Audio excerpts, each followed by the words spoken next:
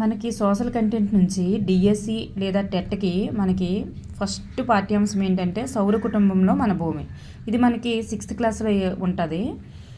క్లాస్లో ఉంటుంది. దీని నుంచి సంబంధించిన ముఖ్యమైన అంశాలు నెక్స్ట్ ప్రాక్టీస్ బిట్లు కూడా కొంచెం మనం చేద్దామన్నమాట. ఫస్ట్ పాయింట్ చూసుకున్నట్లయితే ఆకాశంలో కనిపించేటటువంటి సూర్యుడు, చంద్రుడు, నక్షత్రాలు, తోకచుక్కలు, భూమి వీటన్నింటినీ కలిపి ఏమంటారంటే ఖగోళ వస్తువులు అని అంటారు. ఖగోళ వస్తువులు. అలాగే సౌర కుటుంబంలో మొత్తం ఎన్ని గ్రహాలు ఉన్నాయి? 8 గ్రహాలు ఉన్నాయి. ఒక సమూహంలోని నక్షత్రాల నమూనాలనే ఏమంటారంటే నక్షత్ర రాశులు అని అంటారు. నక్షత్ర రాశికి ఉదాహరణ ఏంటి? ఉర్సా మేజర్ లేదా బిగ్ బేర్ అనేది నక్షత్ర రాశికి ఉదాహరణ. అలాగే ఉత్తరార్ధగోళంలో ఉత్తర దిక్కును గుర్తించడానికి సహాయపడేటటువంటి నక్షత్రం పేరేంటి అంటే ధ్రువ నక్షత్రం. సప్తర్షి రాశి లేదా వర్షా మేజర్, దీంతో మనం ధ్రువ నక్షత్రాన్ని గుర్తించవచ్చు. అలాగే సూర్యుని చుట్టూ తిరిగే ఉపగ్రహాలు నక్షత్రాల సముదాయాన్ని ఏమంటారంటే సౌర కుటుంబం. సౌర కుటుంబంలో వరుసగా ఎన్ని గ్రహాలు ఉంటాయి? 8 గ్రహాలు. 8 గ్రహాల పేర్లు ఏంటంటే బుధుడు, శుక్రుడు, భూమి, అంగారకుడు, బృహస్పతి లేదా గురుడు, శని, యురేనస్, నెప్ట్యూన్ మొదలైన గ్రహాలు అనేవి ఉంటాయి. అలాగే చూసుకున్నట్లయితే నెక్స్ట్ కవల గ్రహాలు అనేసి అంటాం కదా. కవల గ్రహాలు ఏంటంటే అంటారంటే శుక్రుడిని భూమిని కలిపి కవల గ్రహాలు అంటారు. చూసారా? అంటే రెండవది, మూడవది, ఈ రెండింటిని కలిపి మనం కవల గ్రహాలు అని అంటారు. Earth twins. నెక్స్ట్ భూమి వరుసలో ఎన్నవ గ్రహం అని అంటే 3వ గ్రహం. బుధుడు ఫస్ట్ది, శుక్రుడు 2, భూమి 3వది. అలాగే పరిమాణంలో చూసుకున్నట్లయితే 5వ గ్రహం. పరిమాణం అంటే దాని యొక్క సైజు, అన్ని గ్రహాల యొక్క సైజుతో పోల్చినట్లయితే భూమి అనేది 5వ గ్రహము. అలాగే భూమి యొక్క ఆకారాన్ని ఏమంటారంటే జియోయిడ్ ఆకారం అని అంటారు. జియోయిడ్ అంటే ఏంటంటే ధృవాల వద్ద నొక్కబడినటువంటి గోళాకారం అన్నమాట. అలాగే ధృవాల వద్ద నొక్కబడిన వృత్తాకారం లేదా గోళాకారం. భూమి ఉపరితలంపై 3/2 వంతుల జలభాగం ఉన్నందువలనే భూమిని మనం ఏమంటారంటే నీలిగ్రహం అని అంటారు. అలాగే సూర్యుని యొక్క కాంతి భూమిని చేరడానికి ఎన్ని నిమిషాలు పడుతుంది? 8 నిమిషాలు పడుతుంది. కాంతి సెకనుకు ఎంత వేగంతో ప్రయాణిస్తుంది? కాంతి సెకనుకి 3000 కిలోమీటర్ల వేగంతో ప్రయాణిస్తుంది అన్నమాట. నెక్స్ట్ భూమిని ఎన్ని ఆవరణాలుగా విభజించారు? 4 ఆవరణాలు. మనకు తెలిసిందే కదా. ఏ ఆవరణాలు చెప్పండి? జలావరణం, శిలావరణం, వాతావరణం, జీవావరణం, ఇలా 4 ఆవరణాలుగా విభజించారు. భూమికి గల ఏకైక ఉపగ్రహం పేరేంటి? చంద్రుడు. చంద్రుడు అని మనకు తెలుసు కదా, భూమి చుట్టూ తిరిగే తన యొక్క కక్షల్లో తిరుగుతూ ఉంటుంది. చంద్రుని వ్యాసము భూమి వ్యాసంలో 4వ వంతు ఉంటుంది అన్నమాట. అంటే చంద్రుడు అనేది భూమి కంటే 4 రెట్లు చిన్న లేదా 4వ వంతు ఉంటుంది. అదే చంద్రుడు కంటే చంద్రుడు చిన్నదే, భూమి అనేది చంద్రుడి కంటే 4 రెట్లు పెద్దదన్నమాట. అలాగే భూమికి చంద్రునికి ఉండే మధ్య దూరం ఎంత అంటే 3,84,000 కిలోమీటర్లు. చంద్రుడు తన చుట్టూ తను తిరగడానికి, భూమి చుట్టూ తిరగడానికి పట్టే సమయం ఎంత అంటే తన చుట్టూ తను భ్రమణం చేసుకుంటూ భూమి చుట్టూ పరిభ్రమణం చేయడానికి గల పట్టే సమయం ఎంత అనంటే 27 రోజులు. చంద్రుని యొక్క ఉపరితలంపై అడుగుపెట్టినటువంటి తొలి వ్యక్తి ఎవరు అంటే అమెరికాకు చెందిన నీల్ ఆర్మ్స్ట్రాంగ్. ఎప్పుడు అడుగుపెట్టారు చంద్రుని పైన? 1969 జూలై 21న అడుగుపెట్టడం జరిగింది. అలాగే అంతరిక్షంలోనికి వెళ్ళినటువంటి మొదటి భారత వ్యోమగామి ఎవరంటే రాకేష్ శర్మ. ఈయన ఎప్పుడు వెళ్ళారు? 1984 ఏప్రిల్ 3వ తేదీన. అలాగే మార్స్ ఆర్బిటల్ మిషన్, ఇది ఉంది కదా మామ్, అంగారక కక్షలోనికి ఎప్పుడు ప్రవేశపెట్టడం జరిగిందంటే 2014 ఏప్రిల్ 24న. 2014లోనే ఏ గ్రహ కక్షలోనికి ప్రవేశపెట్టడం జరిగింది? అంగారక కక్షలోనికి ప్రవేశపెట్టడం జరిగింది.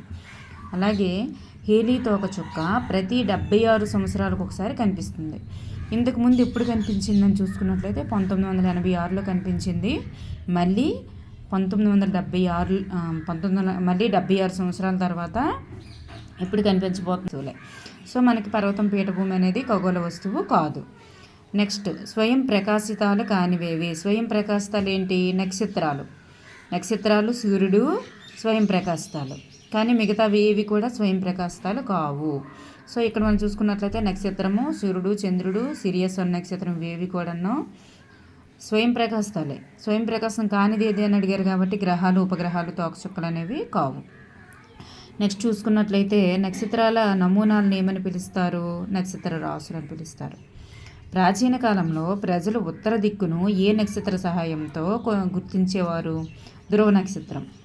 భూమికి దగ్గరగా ఉన్నటువంటి నక్షత్రం పేరేంటి?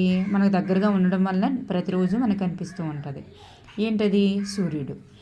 నెక్స్ట్ చూసుకున్నట్లయితే సౌర కుటుంబం అంటే ఏమిటి? సౌర కుటుంబం అంటే ఏంటి? 8 గ్రహాలు, ఉపగ్రహాలు, వీటన్నింటినీ కూడా మనం సౌర కుటుంబం అని అంటారు. సూర్యుని చుట్టూ ఉండేవన్నమాట.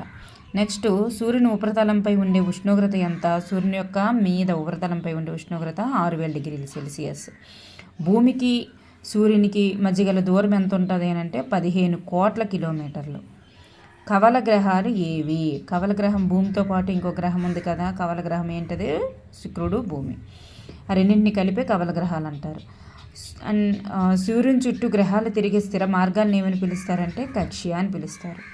అంతర్గ్రహాల్లో లేని గ్రహం ఏది అని అంటే అంతర్గ్రహాలు లేని గ్రహం శని. నెక్స్ట్, గ్రహాలలో పెద్ద గ్రహం ఏది, చిన్న గ్రహం ఏది? గ్రహాల్లో పెద్ద గ్రహము గురుగ్రహం. గ్రహాల్లో చిన్నది గురుగ్రహం, బృహస్పతి అని అంటారు దాన్ని. చిన్నది బుధుడు, ఫస్ట్లో ఉంటుంది కదా. నెక్స్ట్, ప్లూటోను ఏ సంవత్సరంలో గ్రహాల జాబితా నుండి తొలగించడం జరిగిందంటే 2006. ఈ క్రింది వాటిని జతపరచండి. భూమి మనకు తెలిసిందే కదా, నీలిగ్రహం. భూమి నీలిగ్రహం. అలాగే బృహస్పతి పెద్ద గ్రహం, ఇప్పుడే చెప్పుకున్నాం. బృహస్పతి లేదా గురుగ్రహం, దీన్ని ఏమంటారు? బృహస్పతి. దీన్ని బృహస్పతి అంటారు కదా. బృహస్పతి మనకి పెద్ద గ్రహం. అలాగే శుక్రుడు చూసుకున్నట్లయితే శుక్రుడు కాంతివంతమైన గ్రహం. అలాగే బుధుడు మనకు తెలుసు కదా, అతి చిన్న గ్రహం. కాంతివంతమైన గ్రహం ఏది అని అంటే శుక్రుడు. ఇది చాలా ఇంపార్టెంట్, ఒకసారి గమనించండి. దాన్ని జతపరిచినప్పుడు మనకి ఈ విధంగా వస్తుంది. నెక్స్ట్గా మనం చూసుకున్నట్లయితే తర్వాతది, సూర్యుని కాంతి భూమిని చేరడానికి ఎంత సమయం పడుతుంది? 8 నిమిషాలు. సూర్యుని యొక్క కాంతి భూమిని చేరడానికి 8 నిమిషాలు. వాతావరణంలో ఘనపరిమాణం రీత్యా నత్రజని ఎంత పర్సెంటేజ్ ఉంది? 78% ఉంది. నత్రజని ఎక్కువ ఉంది కదా మనకి వాతావరణంలో. వాతావరణంలో ఘనపరిమాణం రీత్యా ఆక్సిజన్ ఎంత ఉంది అంటే 21%. భూమి యొక్క వ్యాసంలో చంద్రుని వ్యాసం ఎంత? భూమి వ్యాసం పెద్దది, దానిలో చంద్రుని వ్యాసం ఎంత ఉంటుంది? ఎన్నో వంతు ఉంది? 4వ వంతు. అంటే భూమి వ్యాసాన్ని 4 వంతులు చేస్తే అందులో 1 వంతు ఉంటుంది అన్నమాట. అంత ఉంటుంది చంద్రుని వ్యాసం. చంద్రునికి సంబంధించిన అంశం ఏది? సంబంధించని అంశం ఏది అంటే భూమికి గల ఏకైక ఉపగ్రహం చంద్రుడే. భూమి వ్యాసంలో 4వ వంతు ఉంటుంది. అవును. చంద్రుడు భూమి నుండి ఇంత దూరంలో 3,84,000 కిలోమీటర్ల దూరంలో ఉంది. అవును. చంద్రునికి స్వయంగా ప్రకాశించే శక్తి ఉంది. చంద్రునికి స్వయంగా ప్రకాశించే శక్తి ఉందా? లేదు. సూర్యునికి స్వయంగా ప్రకాశించే శక్తి ఉంది. సో ఇది మనకి చంద్రుడు స్వయం ప్రకాశితం కాదు సంబంధించిన అంశం. అలాగే చంద్రుడు భూమి చుట్టూ తిరుగుటకు పట్టే కాలం ఎంత అంటే 27 రోజులు. చంద్రుడు తన చుట్టూ తాను తిరుగుటకు పట్టే కాలం ఎంత? తన చుట్టూ తను తిరగడానికైనా, సూర్యుని చుట్టూ భూమి చుట్టూ తిరగడానికైనా 27 రోజులే పడుతుంది. అలాగే చంద్రుడిని ఒకవైపు మాత్రమే మనం చూడగలుగుతున్నాం, రెండో వైపు చూడలేకపోతున్నాం. కారణం ఏంటి అంటే చంద్రుని యొక్క ఆత్మభ్రమణం భూమి చుట్టూ చంద్రుడు తిరిగే పరిభ్రమణానికి సమానం కావడం వల్ల మాత్రమే మనం చంద్రుడిని ఒకవైపు మాత్రమే చూడగలుగుతున్నాం. అలాగే నీల్ ఆర్మ్స్ట్రాంగ్ చంద్రునిపై అడుగుపెట్టిన రోజు ఇప్పుడు 1969 జూలై 21వ తేదీన నీల్ ఆర్మ్స్ట్రాంగ్ చంద్రునిపై అడుగుపెట్టడం జరిగింది. నెక్స్ట్, షార్ను విస్తరించండి. షార్ తెలుసు కదా, శ్రీహరికోటలో ఉంటుంది కదా. Sriharikota high altitude range Sriharikota high altitude range. Next Sriharikota అంతరిక్ష పరిశోధన కేంద్రానికి గల ఇంకొక పేరేంటి? శ్రీహరికోట అంతరిక్ష పరిశోధన కేంద్రానికి ఎవరి పేరు పెట్టడం జరిగింది? సతీష్ ధావన్. అలాగే మార్స్ ఆర్బిటల్ మిషన్ మామ్ అంగారక కక్షలోనికి ప్రవేశపెట్టడం జరిగింది కదా, దీన్ని ఎప్పుడు ప్రవేశపెట్టారు? 2014 సెప్టెంబర్ 24న ప్రవేశపెట్టడం జరిగింది.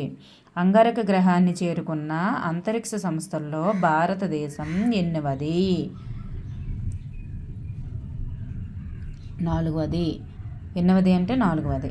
గ్రహ శకలాలు ఆస్ట్రాయిడ్స్ ఉన్నాయి కదండి, అవి ఏ గ్రహాల మధ్యన ఉన్నాయి? ఏ గ్రహాలకు మధ్యన ఉన్నాయంటే అంగారకుడికి అలాగే బృహస్పతికి మధ్యలో ఉన్నాయి.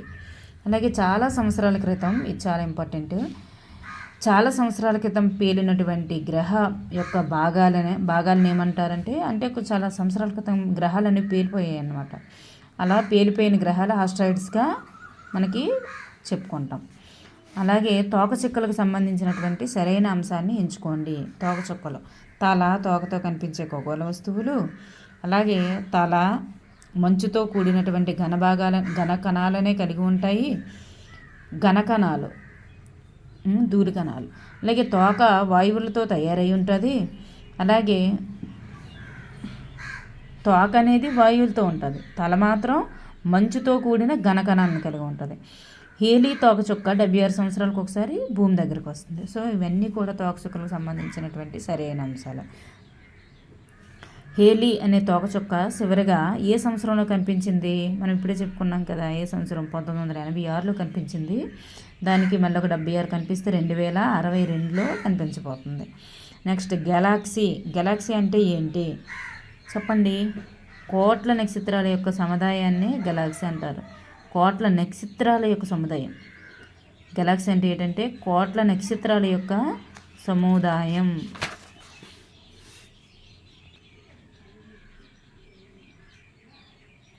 నెక్స్ట్ మనం చూసుకున్నట్లయితే క్రింది వాటిని జతపరచండి. వరుసలో 3వ గ్రహం ఏది?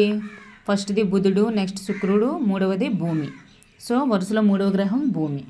నెక్స్ట్ కాంతివంతమైన గ్రహం మనం చెప్పుకున్నాం కదా, శుక్రుడు. కాంతివంతమైనది శుక్రుడు. సూర్యునికి దూరంగా ఉన్న గ్రహం ఏది? ప్లూటో తీస్తాం కాబట్టి నెప్ట్యూన్. నెక్స్ట్ సూర్యుడి నుంచి 4వ గ్రహం ఏది? భూమి తర్వాత ఉండేది ఏంటి? అంగారకుడు. సో మనం చూసుకున్నట్లయితే దానికి మ్యాచింగ్గా 3, 2, 1, 4. నెక్స్ట్ హేలీ అనే తోకచుక్క ఎప్పుడు కనిపిస్తుంది? నెక్స్ట్ హేలీ అనే తోకచుక్క ఎప్పుడు కనిపిస్తుంది? 2061. సో మనకి ఇంతకుముందు మనం వేసుకున్నాం 76 సంవత్సరాలకు ఒకసారి. సో దీంట్లో మనం ఒక సంవత్సరం తీసివేయాలి. ఎందుకు తీసివేయాలి అంటే 86లో ఆల్రెడీ కనిపించింది కదా, ఆ 86లో కనిపించడం వల్ల మనకి 2061లో మనకి కనిపించబోతుంది. సో విశ్వం అనగానేమి? విశ్వం అనగా కొన్ని కోట్లాది గెలాక్సీల సముదాయం. నక్షత్రాల సముదాయాన్ని ఏమంటారు? నక్షత్రాల సముదాయాన్ని గెలాక్సీ అంటారు. అలాగే విశ్వం అంటే కొన్ని గెలాక్సీల సముదాయాన్ని విశ్వం అంటారు. దుమ్ము ధూళి కణాలతో వలయాలు కలిగి ఉన్నటువంటి గ్రహం ఏది? శని. గురుగ్రహానికి గల ఉపగ్రహాల సంఖ్య, గురుగ్రహానికి ఎన్ని ఉన్నాయి ఉపగ్రహాలు? 79 ఉపగ్రహాలు ఉన్నాయి. 79 ఉపగ్రహాలు ఉన్నాయి. నెప్ట్యూన్ గ్రహానికి పరిభ్రమణ కాలం ఎంత? నెప్ట్యూన్ అనే గ్రహానికి పరిభ్రమణ కాలం ఎంత? 164 సంవత్సరాలు. 687 రోజులు పరిభ్రమణ కాలం కలిగినటువంటి గ్రహం ఏది అంటే అంగారకుడు. ఆకాశంలో ప్రవహించే కాంతి నదిగా దీన్ని భావిస్తారు. కాంతి నది, ఆకాశంలో ప్రవహించే కాంతి నదిగా దేన్ని భావిస్తారంటే గెలాక్సీని. సో ఇది ఇంపార్టెంట్.